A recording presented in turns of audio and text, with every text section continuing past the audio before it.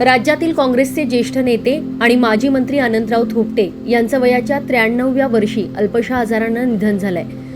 पुणे जिल्ह्यातल्या भोर वेल्हा मुळशीच्या जनतेच्या मनावर 4 दशकाहूनही अधिक काळ अधिराज्य गाजवणाऱ्या या लोकनेत्याच्या जाण्यानं राजकीय आणि सामाजिक क्षेत्रात हळहळ व्यक्त होतीये। महाराष्ट्राच्या राजकारणातील एक अत्यंत सुसंस्कृत, संयमी आणि जनतेशी घट्ट नाळ जपणारं नेतृत्व आज हरपल्याची भावना व्यक्त होतीये। भोर वेल्हा हा राज्यातील अतिदुर्गम आणि डोंगराळ मतदारसंघ म्हणून ओळखला जायचा। या भागाचं नेतृत्व अनंतराव थोपटे यांनी जवळपास 4 दशकाहूनही अधिक काळ केलं।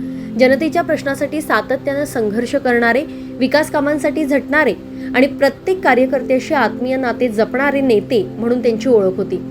अनंतराव थोपटे यांची राजकीय कारकीर्द अत्यंत प्रदीर्घ आणि प्रभावी राहिली आहे। 1972 पासून त्यांनी भोर वेल्हा मतदारसंघाचं प्रतिनिधित्व केलं।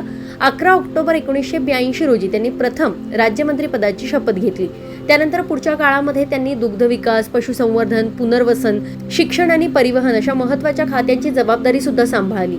अनंतराव थोपटे यांचा राजकीय प्रवास कसा राहिला होता?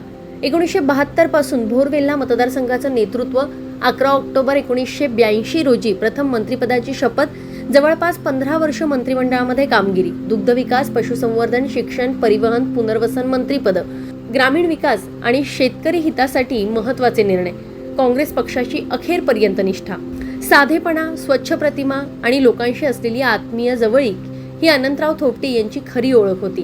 काँग्रेस पक्षाशी अखेरपर्यंत निष्ठावंत राहिलेल्या थोपटे यांची गणना सोनिया गांधी यांच्या विश्वासू सहकाऱ्यांमध्ये केली जायची। दरम्यान थोपटेंच्या निधनानंतर भोर वेल्ह्याच्या डोंगरदऱ्यांचा आधारवड हरपला। थोपटेंच्या आठवणी कायम जिवंत असतील अशा शब्दात राजकीय क्षेत्रातील नेत्यांनी अनंतराव थोपटे यांना श्रद्धांजली वाहिली। Bureau report, Lokmat video, Pune.